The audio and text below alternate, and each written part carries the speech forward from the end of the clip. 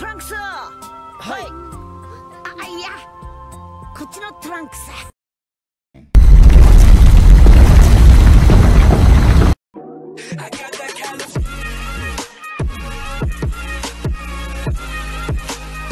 What's wrong with Goku's eyes? It's seriously freaking me the frick out. Yo, what's up guys? It's your boy Moodzi 101 reviewing Dragon Ball episode 60 titled Who the Fuck Cares? But before I start making my review, I'll have to spend the first 6 minutes of this video promoting my social networks and other videos, and pretty much rub my ego on your face because that's clearly why you clicked on the video. No, but seriously guys, I'm just messing around. I really liked the episode, and I especially liked the first part of the episode where both Trunks and the other Trunks fly in the air to have a conversation between each other, because doing it on the ground like normal people is too mainstream. You gotta fly up. And I honestly didn't mind that Trunks and Kid Trunks were having conversation, and basically Big Trunks is telling Little Trunks about what happened in the past. Even though I think maybe it took a little too long for them to finish that segment, but it didn't bother me. Even though like I've been a Dragon Ball Z fan for like almost 15 years, it just did not bother me at all. Like I know some of the other YouTubers were like, yeah, we didn't need this information, but I reckon that I think a lot of people may have forgotten, and a lot of fans, maybe they're new fans, they're not used to the series and they're not used to the new things, and some of them needed the explanation, so it didn't really bother me. But what bothered me is one little thing, and I know I already made a whole video about it, but seriously guys, where the hell is Goten?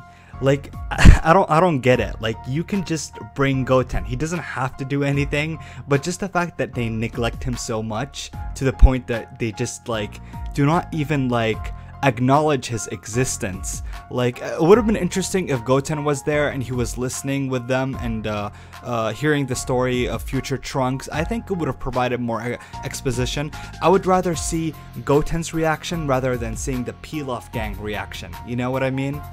In fact, would it kill Toei to simply animate Goten in that scene? Like, is it too hard? Dude, I'll do it myself. Here. See, it's not Mission Impossible. Anyways, I know you guys are probably gonna dislike this video because I'm complaining so much. But, anyways, moving on. Anyways, I think there is more to what Trunks was saying. I think he was trying to say that there is more to this. He was emphasizing how going back in time will never affect the events of the future. But that's not all he's saying. He's essentially telling us that Zamasu could exist because Trunks created a new timeline by going back to the past. So now we have another timeline to deal with. Listen, briefly, what I'm trying to say, I know a lot of people might get confused, but I'll try to explain it. Remember how when Trunks went back in time in the Android Saga? By doing that, he made a complete new timeline, and that timeline ended up saving Goku. So there was a timeline in that Goku was dead in the future, and there's this timeline that Goku is alive and he is basically a god right now. This time is no different. However, what makes this more confusing is that we're dealing with two other time travelers who are two Zamasus, Goku Black and Immortal Zamasu, meaning they have to be from different timelines. So two Zamasus can't exist in the same timeline. Listen, remember the episode where Gowasu shows us 4 green time rings? These rings essentially appear whenever someone goes to the past and time is altered, thus creating new realities. Well, I can say for certain that each ring could lead to a world where there is a corrupt Zamasu.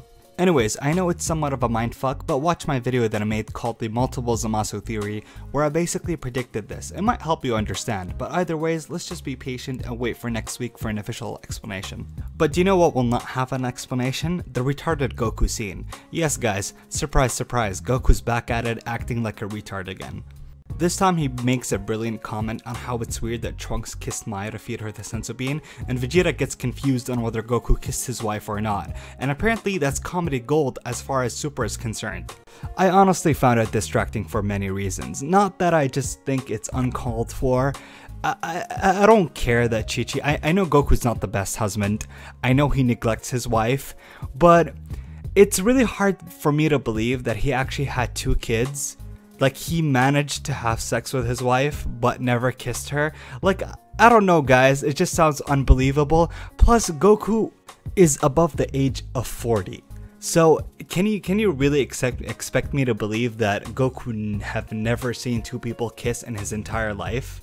Like, is it so weird for him to see two people kiss? Like, I know he lives in the mountains, but seriously, like, it's just really distracting. Maybe it's funny. I just thought it was distracting. Hey, if you laughed at it, you thought it was really funny, more power to you. And speaking of power, the most impactful moment about this episode is the Vegeta and Black fight tease. Like, if you haven't noticed, this whole episode was basically like a giant cock tease. Like, it was just build up after build up. They were just giving you exposition, giving you some story, and now we're finally at it. I'm super excited to know what's gonna happen. I don't think my boy Vegeta is gonna take the L again.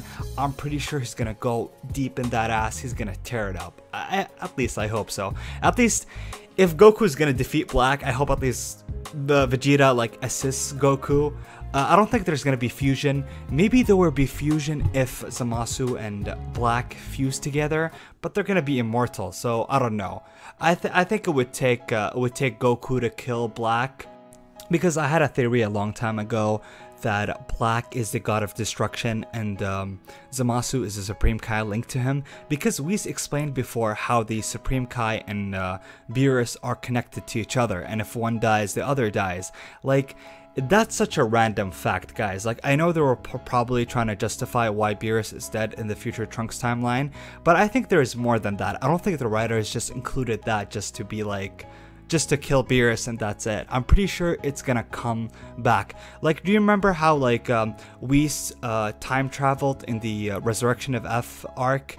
How he said like he can time travel, then by the end of the arc he does the time travel. I think it's one of those things. One of those things that Whis tells us something, then at the very end of the arc it comes back again. Anyways, those are just my thoughts. What do you guys think? Do you guys think Goku's just gonna press the button and summon the Omni King? I know I've been avoiding talking about the button, because seriously, if Goku presses the button and that's the end of it, then that would be pretty lame. I'm pretty sure there is more to it. So tell me what you think, and subscribe to the channel if you're new, comment, like, do all that good stuff, and peace. 世界では俺が生まれて半年の頃人造人間に殺されている。